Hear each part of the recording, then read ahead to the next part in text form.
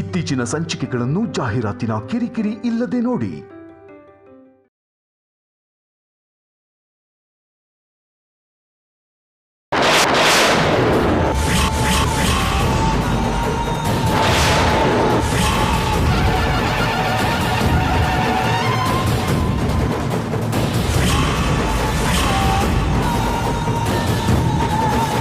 ಅಷ್ಟೇ ಅಲ್ಲ ಅತ್ತೆ, ಅವತ್ತು ಶ್ಯಾಮ ಫೋನಿಂದ ಕೋಲ್ಕತ್ತಾ ಬನ್ವರ್ ಸಿಂಗ್ಗೆ ಕಾಲ್ ಮಾಡಿ ಮಾತಾಡಿದ್ದು ಇದೇ ಗೌರಮ್ಮನೆ.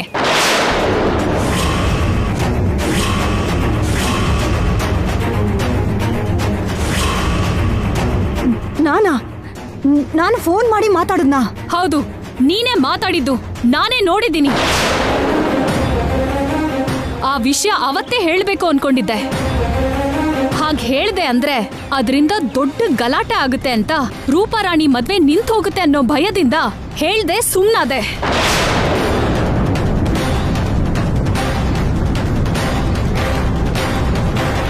ಅವಳು ಮದ್ವೆ ಮುಗಿದ್ಮೇಲೆ ನಿನ್ ಚರಿತ್ರೆ ಎಲ್ಲಾನು ಮನೆಯವ್ರಿಗೆ ಹೇಳೋಣ ಅನ್ಕೊಂಡೆ. ನಾನ್ ಹೇಳೋ ಅಗತ್ಯನೇ ಬೇಕಾಗ್ದೇನೆ ಇವತ್ತೇ ಹೀಗೆ ಹೊರಗಡೆ ಬಿದ್ದಿದೆ ನಿನ್ ನಿಜವಾದ ಸ್ವರೂಪ. ನೀನೊಬ್ಳು ಮನುಷ್ಯಳೇನಾ? ಹೊಟ್ಟೆಗೆ ಅನ್ನ ತಿಂತೀಯ, ಮಣ್ ತಿಂತೀಯ ನೀನು?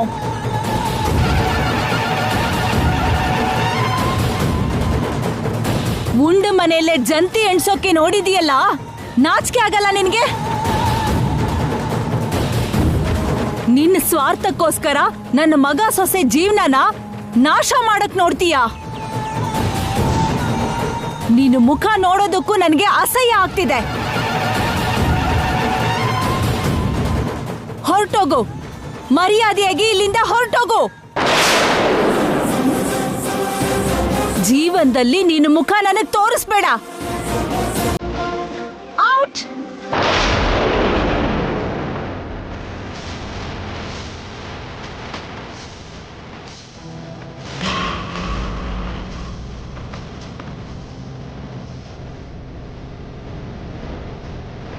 Get out!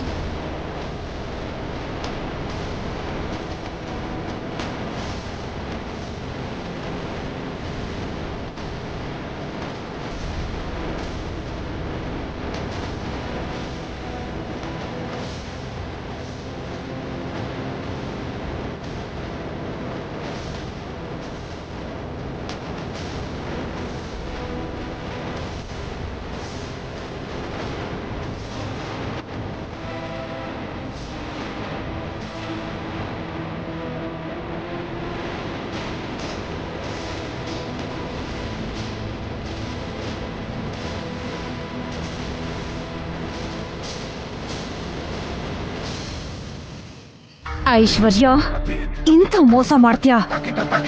ನಿಜ ಹೊರಗಡೆ ಬರ್ತಿದ್ದ ಹಾಗೆ ನೀನು ಬಚಾವಾಗೋಕೆ ನನ್ನನ್ನ ಕಳ್ಳಿ ಮಾಡ್ತೀಯಾ? ಬಿಡಲ್ಲ, ನಿನ್ನ ಖಂಡಿತ ಬಿಡಲ್ಲ. ಇದಕ್ಕಿಂತ ಜಾಸ್ತಿ ಅನುಭವಿಸೋ ಹಾಗೆ ಮಾಡ್ತೀನಿ.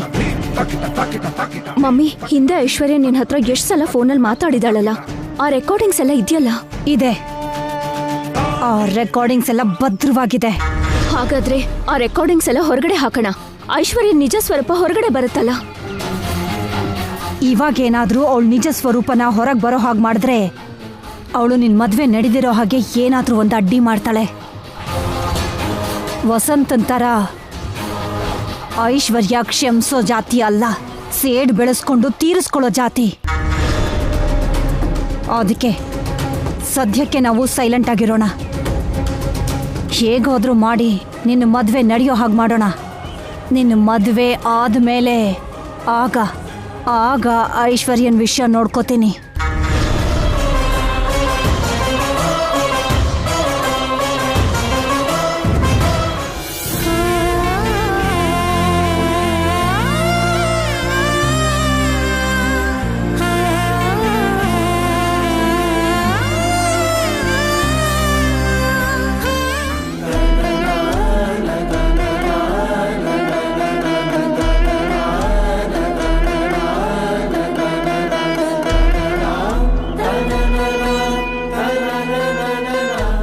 ತಾತ, ಹೇಗಿದ್ದೀರಿ? ನನಗೇನು, ತುಂಬ ಚೆನ್ನಾಗಿದ್ದೀನಿ. ನಾನಿವತ್ತು ಹೀಗೆ ಬದುಕಿ ಕೂತಿದ್ದೀನಿ ಅಂದರೆ ಅದಕ್ಕೆ ಕಾರಣ ಈ ಹುಡುಗಿನೇ. ಈ ವರ್ಷ ವಸಂತ ಹುಟ್ಟಿದ ದಿನಾನ ನಾನು ನೋಡ್ತೀನೋ ಇಲ್ವೋ ಅಂತ ಅಂದ್ಕೊಂಡಿದ್ದೆ. ನೋಡೋ ಹಾಗೆ ಮಾಡಿದ್ದೆ ನಿನ್ನ ಹೆಂಡತಿ.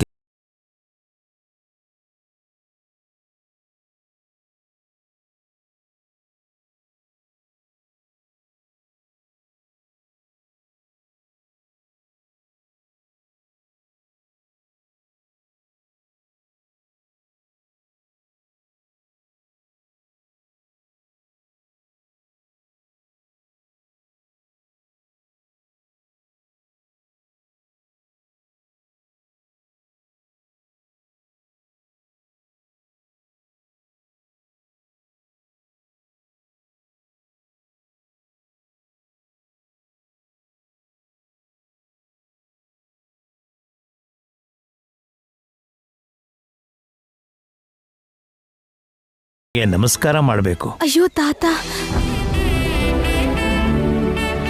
ಆದರೆ ನನಗಿಂತ ಚಿಕ್ಕ ಮಗು ಆದ್ದರಿಂದ ನಾನು ಹಾಗೆ ಮಾಡಿದರೆ ಇವಳಿಗೆ ಆಯುಸ್ ಕಡಿಮೆ ಆಗತ್ತೆ ಅಂತ ನಾನು ಸುಮ್ಮನೆ ಇದ್ದೀನಿ. ಹಾಗೆ ಮಾತಾಡಬೇಡಿ ತಾತ, ದಯವಿಟ್ಟು ಹಾಗೆ ಮಾತಾಡಬೇಡಿ. ನಿಮ್ಮನ್ನ ಕಾಪಾಡೋದು ನಮ್ಮ ಕರ್ತವ್ಯ. ನಮ್ಮ ಪ್ರಾಣ ಕೊಟ್ಟಾದ್ರೂ ಸರಿ, ನಿಮ್ಮನ್ನ ಕಾಪಾಡಬೇಕು. ನಿಮ್ಮ ಆಶೀರ್ವಾದನೇ ನಮ್ಗೆ ಶ್ರೀರಾಮ ರಕ್ಷೆ. ಆಶೀರ್ವಾದ ಮಾಡಬೇಕಾದ ಸ್ಥಾನದಲ್ಲಿದ್ದು ನೀವು ಹಾಗೆಲ್ಲ ಮಾತಾಡಬೇಡಿ ತಾತ.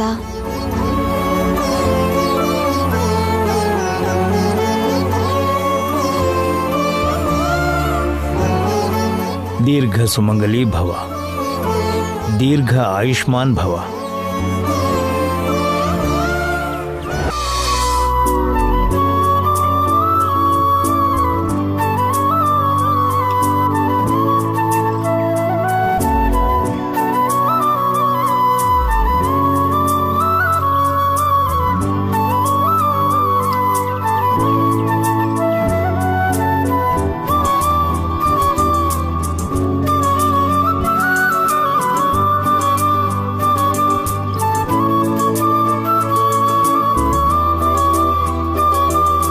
ಏನ್ ಶ್ಯಾಮ, ಅಷ್ಟು ಸೀರಿಯಸ್ ಆಗಿ ಯೋಚನೆ ಮಾಡ್ತಿದ್ಯಾ? ಅದೇ ರೀ, ಅತ್ತೆಯವ್ರ ಬರ್ತ್ಡೇಗೆ ಏನ್ ಗಿಫ್ಟ್ ಕೊಡ್ಬೇಕು ಅಂತ ಯೋಚನೆ ಮಾಡ್ತಿದ್ದೆ. ಏನ್ ಗಿಫ್ಟ್ ಕೊಟ್ರೆ ಚೆನ್ನಾಗಿರುತ್ತೆ? ಶ್ಯಾಮ, ಮಮ್ಮಿ ಬರ್ತ್ಡೇಗೆ ಸರ್ಪ್ರೈಸ್ ಗಿಫ್ಟ್ ಒಂದು ಕೊಡೋಣ. ಏನ್ರಿ ಅದು? ಮೊಮ್ಮಗನ್ನೋ ಮೊಮ್ಮಗಳನ್ನೋ ಗಿಫ್ಟ್ ಕೊಟ್ಬಿಡೋಣ.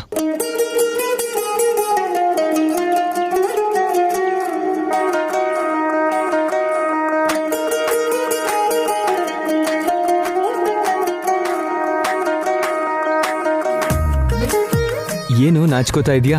ಮೊಮ್ಮಗನ್ನೋ ಮೊಮ್ಮಗಳನ್ನೋ ಗಿಫ್ಟ್ ಆಗಿ ಕೊಟ್ರೆ ಮಮ್ಮಿ ತುಂಬಾ ಹ್ಯಾಪಿಯಾಗಿ ಫೀಲ್ ಆಗ್ತಾರೆ ಗೊತ್ತಾ? ಅದು ಅನ್ಕೊಂಡ ತಕ್ಷಣ ಕೊಡೋ ಗಿಫ್ಟ್ ಅಲ್ಲ. ಮತ್ತೆ ಅಂದ್ಕೊಂಡಾದ್ಮೇಲೆ ಎಷ್ಟು ದಿನಕ್ಕೆ ಕೊಡೋ ಗಿಫ್ಟು? ಅನ್ಕೊಂಡ್ಮೇಲೆ 9 ತಿಂಗಳಿಗೆ ಕೊಡೋ ಗಿಫ್ಟು. ಅಂದ್ರೆ ಈ ಬರ್ತ್ಡೇಗೆ ಪ್ಲಾನ್ ಮಾಡ್ಕೊಂಡ್ರೆ ಮುಂದಿನ ಬರ್ತ್ಡೇಗೆ ರೆಡಿ ಆಗೋ ಗಿಫ್ಟು ಅಂತ ಆಯ್ತು. ಹೌದು. ಹಾಗಾದ್ರೆ ಪ್ಲಾನ್ ಮಾಡೋಣ. ಹಾಗೆ ಪ್ಲಾನ್ ಮಾಡಬೇಕು ಅಂದ್ರೂ ಮುಹೂರ್ತ ಇರ್ಬೇಕಲ್ಲ. ಓಕೆ, ಮುಹೂರ್ತ ಸಿಕ್ಕಿದ್ಮೇಲೆನೆ ಪ್ಲಾನ್ ಮಾಡೋಣಂತೆ. ಗಂಡ್ಮಗು ಕೊಡದ ಹೆಣ್ಮಗು ಕೊಡದ ಅಂತ ಇವಾಗ್ಲೇ ಫಿಕ್ಸ್ ಆಗ್ಬಿಡೋಣ. ಅದು ನಮ್ ಕೈನಲ್ಲಿಲ್ಲ, ಆ ಕೃಷ್ಣನ್ ಕೈನಲ್ಲಿದೆ. ನೆಕ್ಸ್ಟ್ ಇಯರ್ ಕೊಡೋ ಗಿಫ್ಟ್ ಬಗ್ಗೆ ಕೃಷ್ಣ ನೋಡ್ಕೋತಾನ್ ಬಿಡಿ. ಮೊದಲು ಈ ಬರ್ತ್ಡೇಲಿ ಅತ್ತೆಯವ್ರಿಗೆ ಏನ್ ಗಿಫ್ಟ್ ಕೊಡ್ಬೇಕು ಅನ್ನೋದನ್ನ ಯೋಚನೆ ಮಾಡಿ.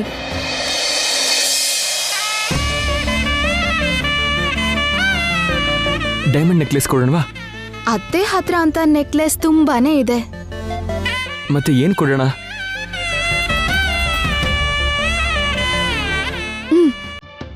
ಏನಂದ್ರೆ ನನ್ಗೊಂದು ಐಡಿಯಾ ಬಂತು. ಏನು?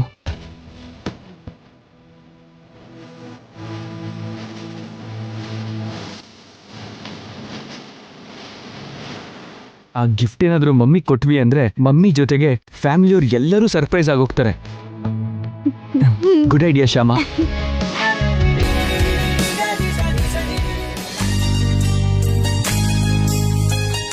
ಸರ್ ಕರೆದ್ರಂತೆ?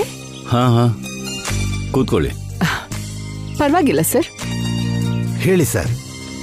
ಕೃಷ್ಣ ತುಳಸಿಗೂ ಬಾ ಅಂತ ಹೇಳಿದ್ದೀನಿ, ಅವಳು ಬಂದ್ಮೇಲೆ ಹೇಳ್ತೀನಿ. ಆಗಲಿ ಸರ್.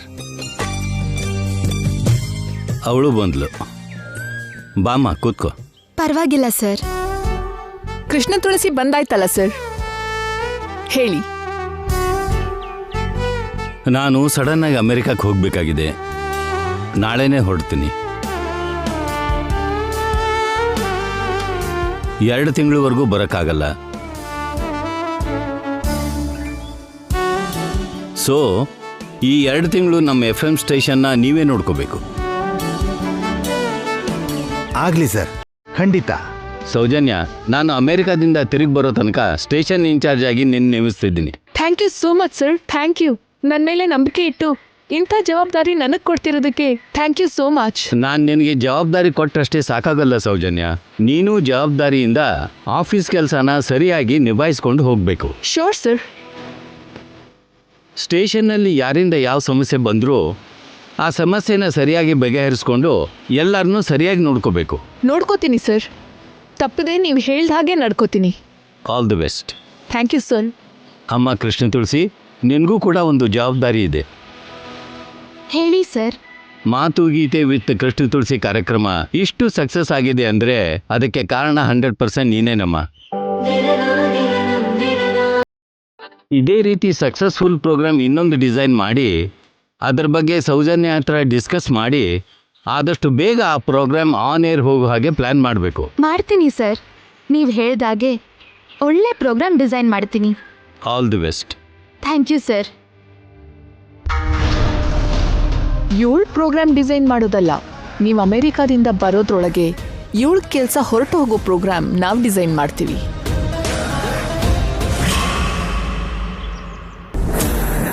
ನಾನು ಮಿಸ್ ಬ್ಯಾಂಗ್ಳೂರ್ ಆಗಿ ಸೆಲೆಕ್ಟ್ ಆಗಿ ಸೆಲೆಬ್ರಿಟಿ ಅನ್ಸ್ಕೊಂಡ್ರೂ ಕೂಡ ಈ ಮನೆಗೆ ಸೊಸೆ ಆಗಿದ್ರಿಂದ ಮನೆಯಲ್ಲೇ ಬಿದ್ದಿರೋ ಹಾಗಾಗಿದೆ.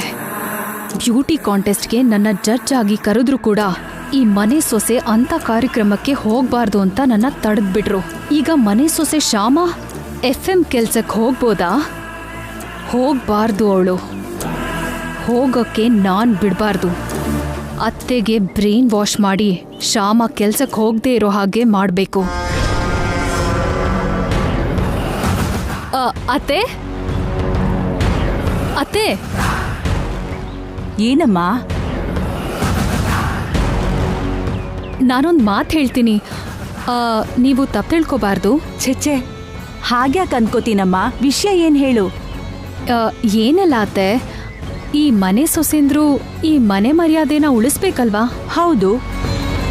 ಆದರೆ ಆನಂದ ಗಜಪತಿ ವರ್ಮಾ ಅವರು ಸೊಸೆ ಸಂಬಳದ ದುಡ್ಡಿಗೆ ಆಸೆ ಪಟ್ಟು ಉದ್ಯೋಗ ಮಾಡ್ತಾಳೆ ಅಂತ ಎಲ್ಲ ಅಂದ್ಕೊಂಡ್ರೆ ನಮ್ಮ ಮನೆ ಮರ್ಯಾದೆ ಮಣ್ಪಾಲಾಗುತ್ತೆ ಅಲ್ವಾ ಅತ್ತೆ? ಹೌದು, ಹಾಗಂದ್ಕೊಂಡ್ರೆ ಖಂಡಿತ ನಮ್ಮ ಮರ್ಯಾದೆ ಹೋಗುತ್ತೆ. ಶ್ಯಾಮ ವಿಷಯದಲ್ಲಿ ಹಾಗೆ ಅನ್ಕೋತಾರತ್ತೆ. ಇಂಥ ಬಿಸ್ನೆಸ್ ಫ್ಯಾಮಿಲಿ ಸೊಸೆನೂ ಸಂಬಳಕ್ಕೆ ಆಸೆ ಪಟ್ಟು FM ಅಲ್ಲಿ ಕೆಲಸ ಮಾಡ್ತಾಳೆ ಅಂತ ಎಲ್ಲರೂ ಅನ್ಕೋತಾರೆ.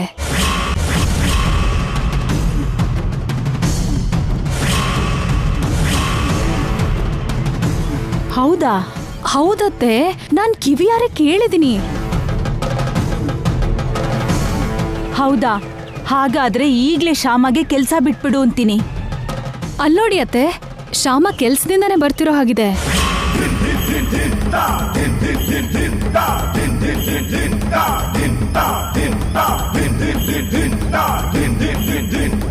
FM ಸ್ಟೇಷನ್ ಇಂದ ಬರ್ತಿದ್ಯಾ? ಹೌದತ್ತೆ. ನೀನ್ ಇನ್ನೊಂದ್ಸಾರಿ FM ಸ್ಟೇಷನ್ಗೆ ಹೋಗ್ ಬರ್ಬೇಕಮ್ಮ. ಯಾಕತ್ತೆ? ನಿನ್ ರೆಸಿಗ್ನೇಷನ್ ಲೆಟರ್ನ ಕೊಟ್ಟು ಬರೋದಕ್ಕೆ.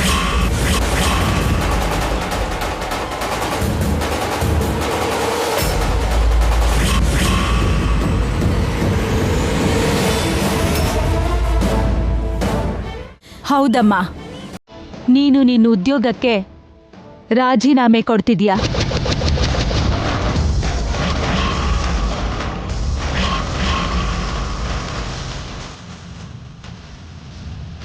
ಯಾಕೆಂದ್ರೆ ಆನಂದ ಗಜಪತಿ ವರ್ಮಾ ಅವ್ರ ಸೊಸೆ ಸಂಬಳದ ದುಡ್ಡಿಗೆ ಆಸೆ ಪಟ್ಕೊಂಡು ಕೆಲಸ ಮಾಡ್ತಿದ್ದಾಳೆ ಅಂತ ಎಲ್ರೂ ಅಂದ್ಕೊಳ್ಳೋದು ನನಗಿಷ್ಟ ಇಲ್ಲ. ನಿನ್ ಬಗ್ಗೆ ಎಲ್ರೂ ಹಾಗನ್ಕೊಂಡ್ರೆ ಅದು ನಮ್ಗೆ ಎಷ್ಟು ನಾಚಿಕೆ ವಿಷಯ ಅಂತ ನಿನ್ಗೂ ಗೊತ್ತಲ್ಲ. ಆದ್ರೂ ನೀನ್ ಆ FM ಅಲ್ಲಿ ಉದ್ಯೋಗಕ್ಕೆ ಸೇರಿದ್ದು ಗೌರಮ್ಮನ್ ಸಾಲ ತೀರ್ಸೋಕಲ್ವಾ? ಆ ಸಾಲ ತೀರ್ಸಾಯ್ತಲ್ಲ, ಇನ್ನು ನಿನ್ಗೆ ಕೆಲ್ಸದ ಅಗತ್ಯ ಇಲ್ಲ ಅಲ್ವಾ? ಅದಕ್ಕೆ ಈಗ್ಲೇ ನೀನು ಆ ಕೆಲ್ಸಕ್ಕೆ ರಾಜೀನಾಮೆ ಕೊಟ್ಬಿಡು.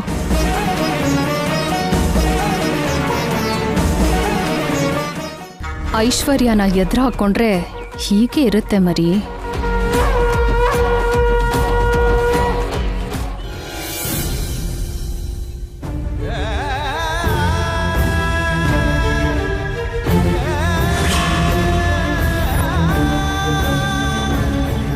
ಏನ್ ಕೃಷ್ಣ ಇದು?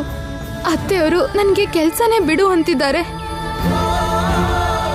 ಹಾಡು ಅಂದ್ರೆ ನನ್ಗೆಷ್ಟು ಇಷ್ಟ ಅನ್ನೋ ನನಗೆ ಗೊತ್ತಿದ್ಯಲ್ಲ.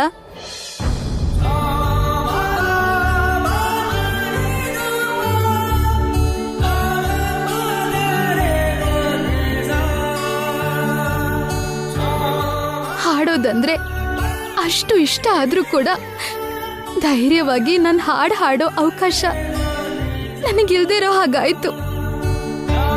ರೂಪಾರಾಣಿಗೋಸ್ಕರ ಯಾರಿಗೂ ಗೊತ್ತಾಗ್ದಿರೋ ಹಾಗೆ ಹಾಡ್ದೆ. ಕೃಷ್ಣ ತುಳಸಿ ಹೆಸರಲ್ಲಿ ನಾನು ಯಾರು ಅಂತ ಯಾರಿಗೂ ಗೊತ್ತಾಗ್ದಿರೋ ಹಾಗೆ ಹಾಡ್ದೆ.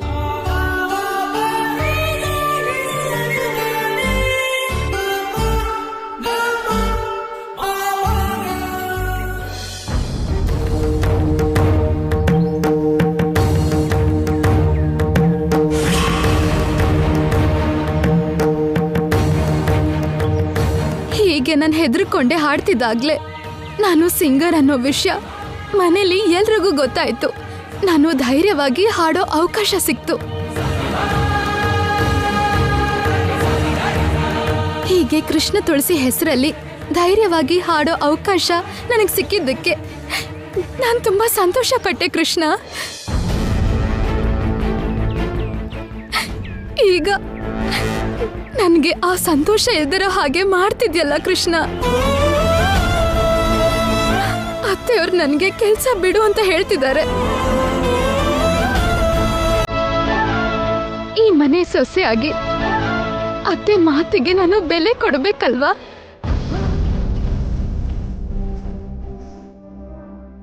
ಕೆಲ್ಸಕ್ಕೆ ರಾಜೀನಾಮೆ ಕೊಡಬೇಕು. ಹಾಗೆ ರಾಜೀನಾಮೆ ಕೊಟ್ರೆ ಹಾಡು ಹಾಡೋ ಅವಕಾಶ ಅದೃಷ್ಟ ಕಳ್ಕೊತೀನಿ ನಾನು.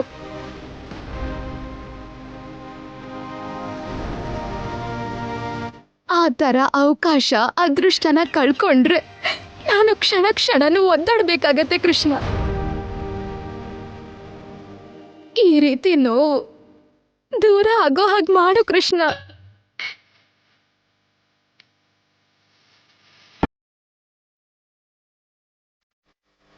ಅತ್ತೆ ಮನ್ಸು ಬದಲಾಯಿಸು ಕೃಷ್ಣ. ನಾನು ಕೆಲಸ ಮಾಡೋದಕ್ಕೆ ಅತ್ತೆ ಮನಸ್ಫೂರ್ತಿಯಾಗಿ ಸಂತೋಷದಿಂದ ಒಪ್ಕೊಳ್ಳೋ ಹಾಗೆ ಮಾಡು ಕೃಷ್ಣ.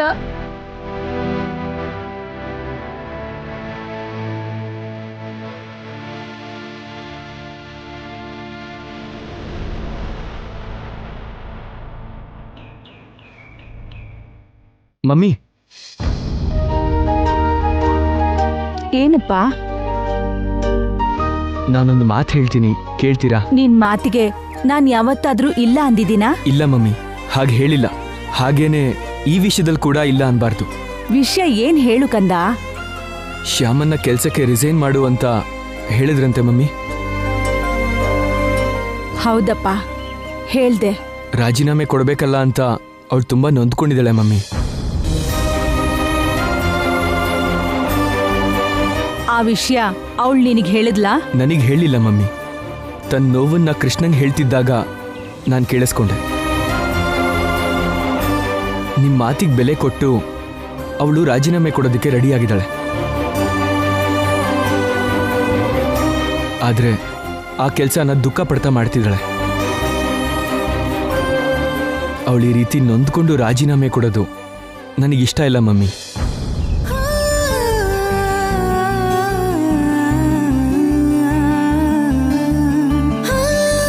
ಅವಳಿಗೆ ಕಷ್ಟ ಕೊಡೋದು ನನಗೆ ಕೂಡ ಇಷ್ಟ ಇಲ್ಲಪ್ಪ. ಆದ್ರೆ ಹೊರಗಡೆ ಜನ ಸಂಬಳಕ್ಕೋಸ್ಕರ ಆಸೆ ಪಟ್ಟು ಈ ಮನೆ ಸೊಸೆ ಕೆಲಸ ಮಾಡ್ತಿದ್ದಾಳೆ ಅಂತ ಅನ್ಕೋತಿದಾರಂತೆ. ಜನ ಹಾಗೆ ಅನ್ಕೊಳ್ಳೋದ್ರಿಂದ ನಮ್ಮ ಮರ್ಯಾದೆ ಹೋಗುತ್ತಲ್ವಾ? ಅದಕ್ಕೆ ನಾನು ಅವಳಿಗೆ ಕೆಲಸ ಬಿಟ್ಬಿಡು ಅಂತ ಹೇಳಿದ್ದು. ನಮ್ಮ ಮರ್ಯಾದೆ ಹೋಗ್ದಿದ್ದ ಹಾಗೆ ಅವಳು ಕೆಲಸ ಮಾಡ್ತಾ ಇದ್ರೆ ನಿಮ್ಗೇನು ಅಭ್ಯಂತರ ಇಲ್ವಲ್ಲ ಮಮ್ಮಿ? ಹಾಗಾದ್ರೆ ನನ್ಗೇನು ಅಭ್ಯಂತರ ಇರುತ್ತಪ್ಪ.